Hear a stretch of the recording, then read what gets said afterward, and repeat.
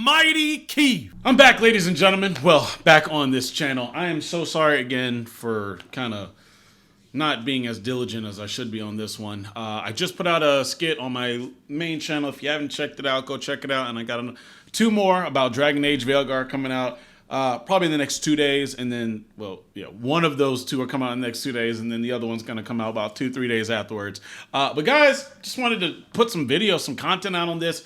I want to talk about this. There's a little bit of stuff happening on Xbox, but I also want to talk about some other gaming news, gaming stuff. And then I want to continue Sonic. You know, the new Sonic game that came out, it's fun. It's amazing. And that's why I love this channel. Right?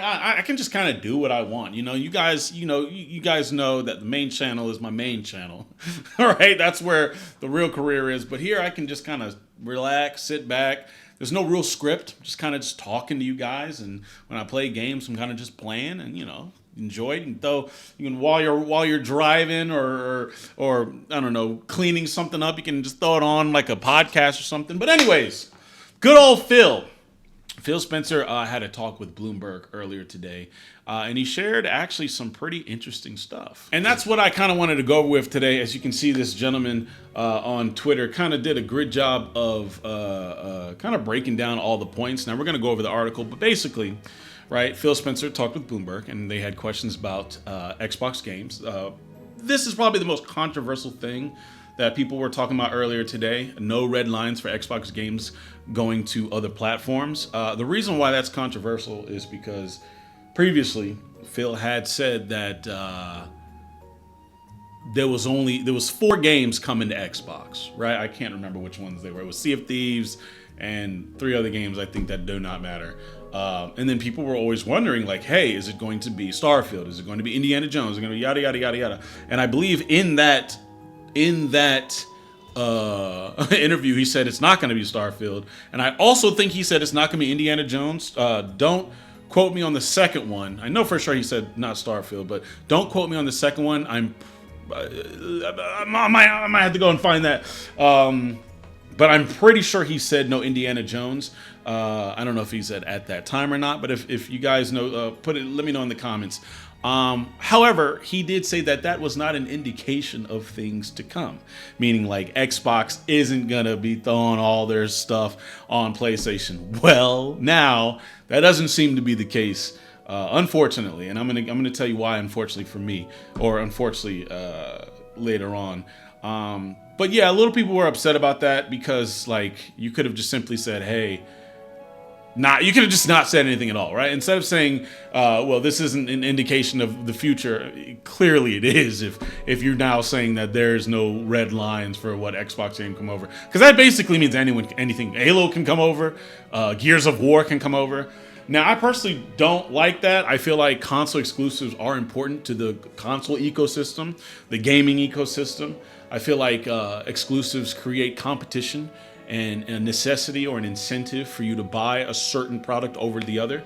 And if you only have one product doing well, or if you only have one product where everything is on there, there's no competition. And the market can get dictated by kind of whatever, right? And that, I don't know. There has to be something that is different, right? So if they don't do exclusives anymore, they really have to kind of be like, okay, which console is the most powerful one, right? Which one can just show me my games at the prettiest visuals or prettiest fidelity? They have to do something that is exclusive to that product, or else there's no reason to buy that product. And so right now, you know, it's just what's it called? Exclusives, right? Exclusive games. So. Yeah, I think exclusivity is very good for the overall community or the health of gaming. Because then you'll have stuff like PlayStation selling consoles for $700. Without competition, you get stuff like that, unfortunately. But hey, that's where we are. Hopefully Xbox does not send their whole thing to PlayStation. I would like Xbox to still have Xbox games so that there's a reason to buy an Xbox. But we'll see how it happens. So again, there is also some talk about, too early to decide if the next Halo will be on PlayStation. Yeah. Still interested in acquisitions, but ones that add geographic diversity. Oh, okay. So I guess he means like, I don't know, purchasing Square Enix in Japan or something like that.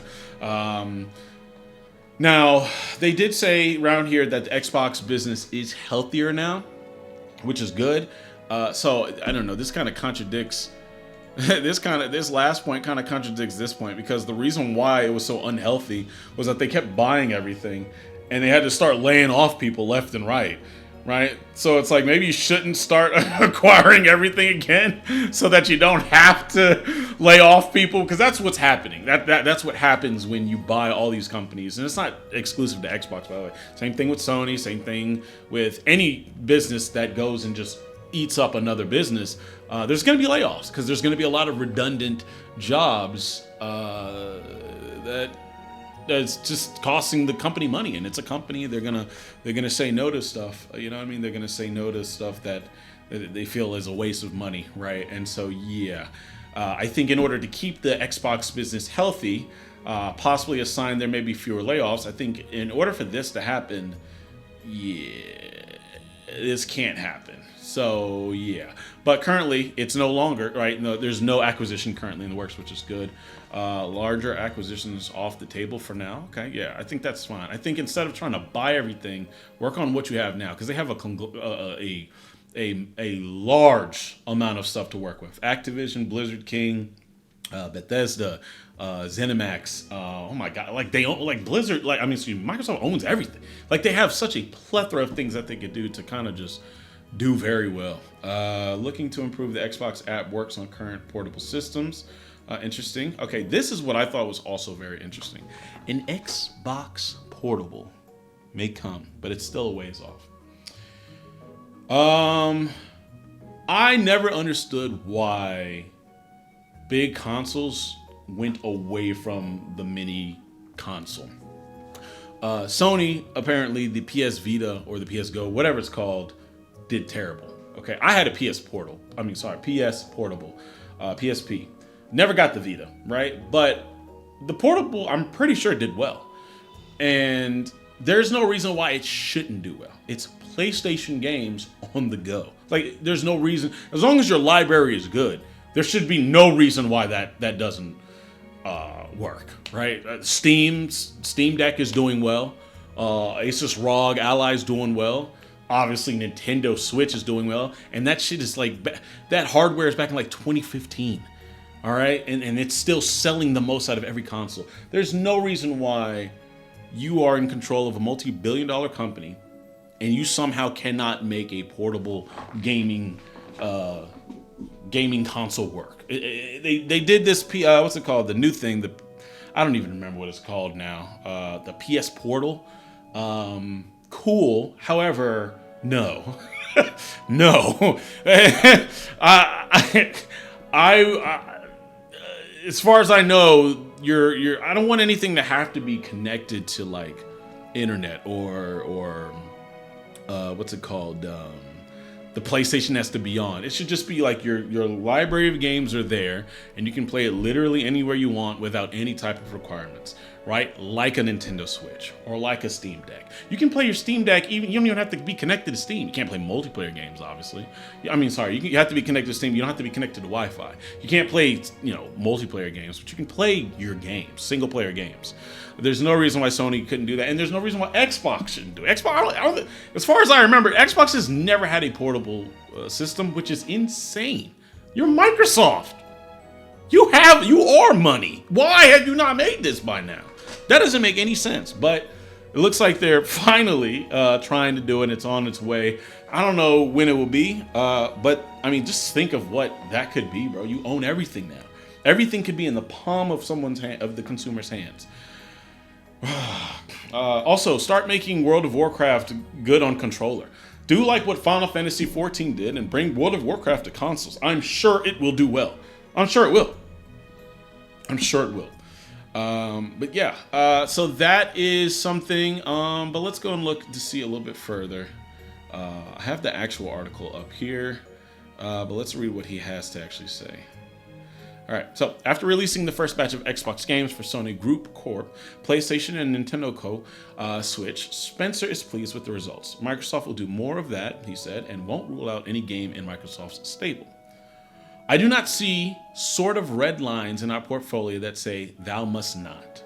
So, there you have it. He's saying, look, anything could go. I'm not seeing anything right now saying nothing can go. But, you know, I don't know, a few months earlier, he said Starfield was not going. So a little bit of a contradiction from earlier. It's too early to make any sort of decision on the next version of Halo. So as you can see, even Halo is not safe from possibly leaving, which again, I don't like. I really don't. We definitely want to be in the market, and we can find teams and technology and capabilities that add to what we're trying to do in gaming at Microsoft. Absolutely, we will keep our heads up, Spencer said.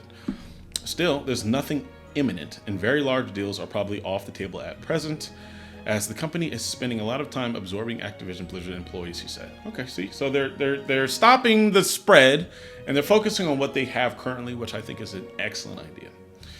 In the coming months, designers and engineers will focus on making the Xbox app work better on existing portable devices and partnering with hardware makers to make sure the products sync with Xbox games and experiences, he said. The Xbox app right now is good rather than great on some of these gadgets, he said. I don't even have the Xbox app. I didn't even know that was... Obviously, it had to have been a thing, but I just haven't done anything with it. Long term, I love us building devices, Spencer said.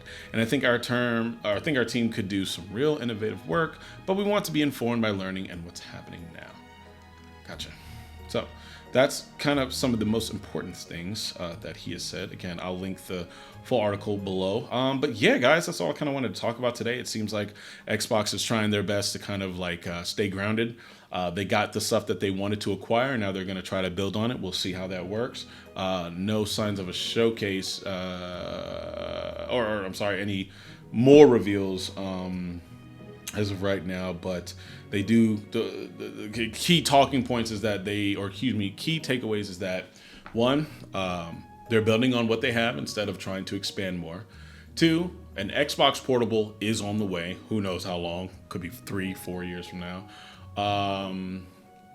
And what was my first point? Oh yeah, this is probably the most controversial one. As of right now, any Xbox game could possibly go over.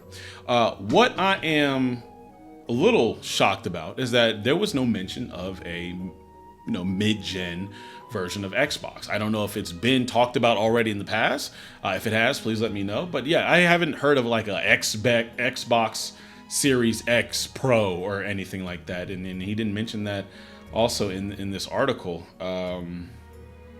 at all.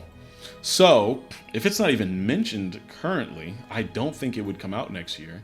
And if it doesn't come out next year, that's going to be a little strange. And the reason why I say that is because Grand Theft Auto 6 is coming out next year, and